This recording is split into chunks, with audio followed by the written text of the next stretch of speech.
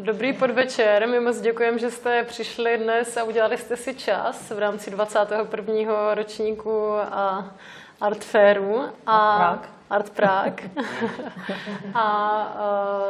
Tady v galerii Havelka jsme si připravili povídání o práci, která visí přímo za náma. Jsou to tady ty drobné subtilní kazety, jejichž autorkou je tady Alena Foustková. Alena Foustková vystudovala mezi lety 1976 až 1982 Akademii výtvarných umění v Praze v ateliéru grafiky profesora Ladislava Čepeláka. Po studiích se spolu se svým partnerem Karlem Foustkou rozhodla emigrovat do Kanady. Rok 1985 tak strávila na George Brown College v Torontu. Následně se vypracovala v několika velkých reklamních společnostech do pozice kreativní ředitelky. V roce 1995 se spolu s manželem vrátila do Česka, kde dostala nabídku pomoci rozjet nově vznikající reklamní agenturu. V roce 2010 se definitivně rozloučila se světem reklamy a začala se naplno věnovat umění. Od roku 2013 působí také pedagogicky na Anglo-American University v Praze.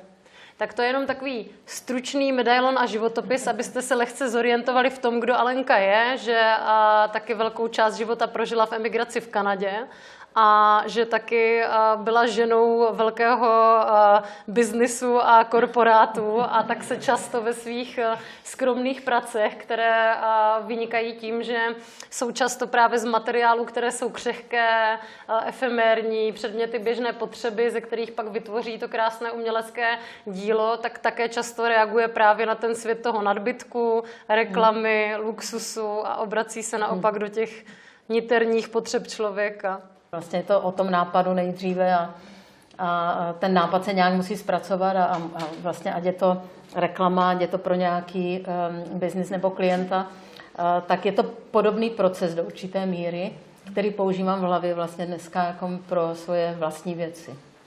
Využila si klasicky svého principu práce, který si myslím, že je pro tebe typický a sice hodně jako hloubkové konceptuální uvažování a zároveň já tě strašně obdivuju za to, že jsi mistr nějakého minimalistického gesta. Proč ses vlastně vůbec rozhodla zpracovávat tady tuhletu tématiku, která je, řekněme, absolutně nějakým způsobem kanonizovaná. Je to věc, která souvisí hodně s křesťanstvím, s nějakým jako učením, které už třeba v dnešním Česku není tolik, řekněme, aktuální pro lidi a hlavně taky je to podle mě velká odvaha vlastně se pustit do moderního zpracování aktuálního, takovéhohle pregnantního tématu, které je navázané na tak citlivou věc, jako je církev. Takže mě zajímá, jak ses k tomu dostala a co tě k tomu vedlo. Otázka. No, děkuju. Já vlastně jsem chtěla zpracovat nějak jinak to tak kanonizované téma, jak jsi řekla, vlastně jako je křížová cesta v kostelích, která je v každém kostele. Všichni viděli asi, pokud někdo zavítá do kostela, tak ji tam vidí.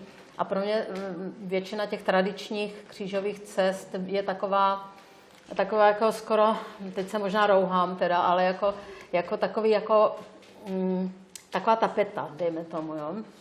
Že to prostě lidi už nevnímají vůbec, že vlastně to tam je a že se na to nedívají, protože je to tak strašně už staromódně zpracované a tak strašně popisné vlastně, že jsem měla pocit, že je třeba to nějak představit jinak a třeba z mého pohledu jako ženy, protože mě zajímala vlastně ta ženskost, to, jak se na to dívá žena.